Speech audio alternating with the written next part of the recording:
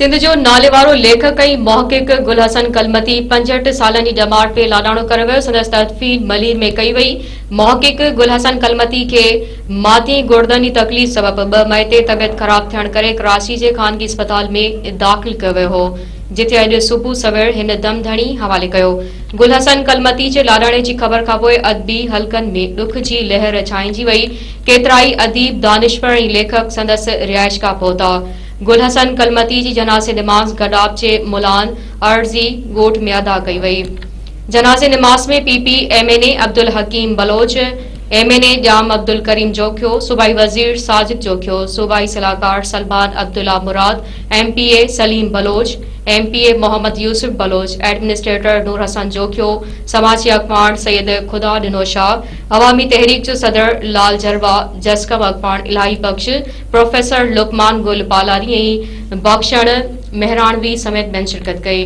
नाले वारे मोहक़िक़ गुल हसन कलमती जे लाॾाणे ते वॾे वज़ीर मुराद अली शाह, सूबाई वज़ीर शहरजी इनाम मेमण ऐं वफ़ाक़ी वज़ीर शाज़िया मरी पारां ॾुख जो इज़हार कयो वियो आहे। तमामु जाखोड़ी माण्हू हो। हुन पंहिंजी पूरी ज़िंदगी मलीर ते तमामु वॾी जाखोड़ कई ऐं हिकिड़ी तारीख़ रक़म कई। उन तारीख़ खे हुन किताबनि जी शिकिल में ॾिनो। हू मलीर सिंध जे हक़नि ऐं ख़ुशूसन मलीर जे हक़नि लाइ पंहिंजी पूरी ज़िंदगी विढ़ंदो रहियो ऐं हिकिड़ो वॾो नुक़सानु आहे, मलीर जो नुक़सानु आहे, सिंध जो नुक़सानु आहे।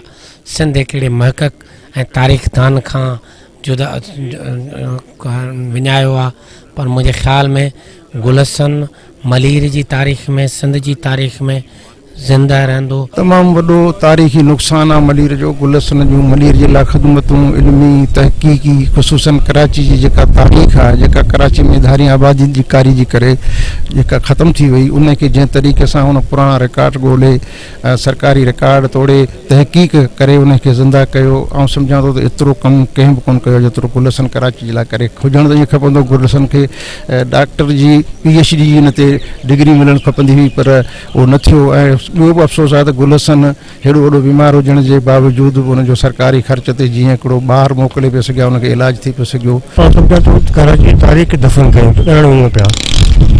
तारीख़ कराची जी इंसाइक्लोपीडिया हुयो जेके हर माना इंच जो चपे चपे जो तारीख़ जे बाबति मालूमात हुई कराची जे बाबति।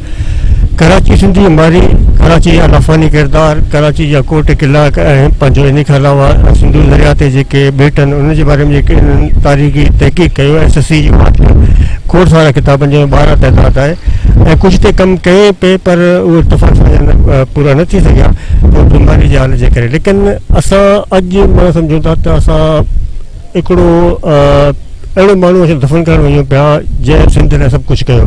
पर अफ़सोस आहे सिंध जे हुकुमरान खे असां रिक्वेस्टूं कयूं, असां इल्तिजा कया हुआ त हिन खे ॿाहिरि मुल्क जो इलाजु करायो वञे हा, शायदि कुझु सिंध जे तारीख़ खे अॻिते असांखे ॾे हा, पर सिंध हुकूमत जेका आहे उनजी परगोर न लधी। गुल हसन जो असां खां जिस्मानी विछोड़ थियो आहे।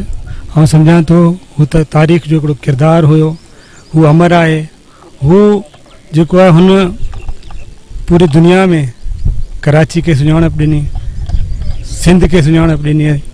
कराची जेको सिंध जो दिलि आहे, कराची जेको सिंध जो जान आहे, हुनखे हुनजी तारीख़ रक़म करे असांखे इहो ॿुधायईं, असांखे इहो ॼाण ॾिनई त कीअं हीउ शहर आबाद थियो, कीअं हिन शहर जी तारीख़ी अर्तक़ा थी ऐं अॼु हीउ शहर जेको आहे एतिरे वॾी पोज़ीशन में आई आहे। हुनजो जेको इलाज जे हवाले सां सुस्ती ॾेखारियां, हुनखे ॿाहिरि मुल्क इलाज खणण लाइ इलाज लाइ न वठी विया ऐं हुनखे ब्रेन ट्यूमर हो जंहिंजो हिते इलाजु मुमकिन ई न हुयो। ऐं सिंध हुकूमत पंहिंजी जान छॾाइण जे लाइ डाओ जे अहिड़े इदारे में जिते असांखे बि ख़बर आहे त ट्रीटमेंट जो कहिड़ी पोज़ीशन आहे, इलाज जी छा सूरत हाल आहे, अस्पताल जी छा सूरत हाल आहे, हुते पंहिंजी जान छॾाए हुनजो इलाजु करायईं। अगरि आउं सम्झां थो त बर वक़्तु हिन खे ॿाहिरि मोकिलीनि हा त अॼु असांजो हीउ मोर असां वटि हुजे हा ऐं असां में उहो इल्म जी, उहा शऊर जी जेका तरबियत ॾिनाई थिए, उहा तरबियत जो सिलसिलो जारी रहे हा। ही उहो कलम जी नोक हुई जंहिं असांखे सेखारियो, जेको असांजो उस्ताद हो गुल हसन जे नाले सां, जंहिं हींअर ससीअ जो किताब ससी जी वाट बंबोर खां 17 ॾींहं सफ़र करे रातियूं रही लिखियो ऐं उन असांखे गिफ्ट कयो त मड़ियूं पूरियूं माठ थी तकियन आहे तवार, सामी सभु ॼमार ॾेई मूं ॾुख विया, फर भंजूअ वेही कहिड़ी कयाऊं ॻाल्हिड़ी, ॼाणी वाञी मोटिया वर वञी ॾेई, लताड़ियाऊंसि लतीफ़ जे ॾाढा ॾक ॾेई ख़बर कान पई त ॾेज ॾिनऊंसि कहिड़ो। हीउ उहो गुलहसन कलमती आहे जंहिंजो अॼु सॼी दुनिया खे जीअं मौत ईंदो आहे पंहिंजो बुरको त मटाए वियो आहे, पर हिन जी कलम जी नोक सॼी सिंध खे त सिंगारे छॾियो आहे। ऐं हीउ उहो अरडो मुसो जंहिंजे घर ते बहिरिया टाउन करखणियो बीठी आहे, उन लाइ झेड़ींदे ऐं हिन बीमारियुनि सां झेड़ींदे पंहिंजो अॼु जेको पाण खे आरपे हिन क़ब्रिस्तान जे हवाले कयो आहे। असांजे तारीख़नि में, असांजे यादनि में असांजी क़ौम जी सुञाणप हो, पर सिंधी क़ौम सॼी जी सुञाणप हो, सिर्फ़ु कलमतियुनि जी न, पर गुलहसन कलमती सॼी क़ौम जी सुञाणप हो, सॼी सिंध जी सुञाणप हो, सॼे पाकिस्तान मुल्क जी सुञाणप हो जेको असां खां विछड़ी वियो आहे। असीं उन जे अज़ीज़ अकारबन ऐं माइटनि सां ॾुख जे हिन घड़ीअ में बराबरि जा शरीक आहियूं। हिन अलाह साईं जे तरफ़ां हिनखे को बि औलाद कोन हो, पंहिंजी न्याणी, पर उहा ॿी हुन पाली हुई, सांडी हुई।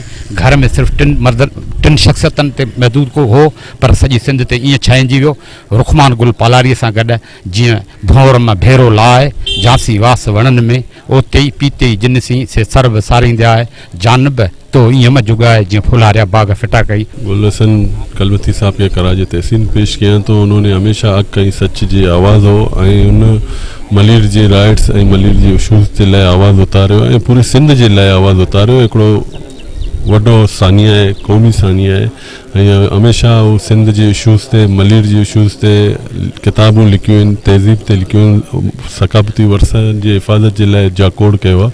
उनजी सानिया हिकु वॾो सानिया आहे। असां उनखे कराजे तहसीन था पेश कयूं ऐं उनजे लवाइकीन खे सां हमदर्दी जो ऐं उन्हनि खे सब्र जमील था फ़रमायूं।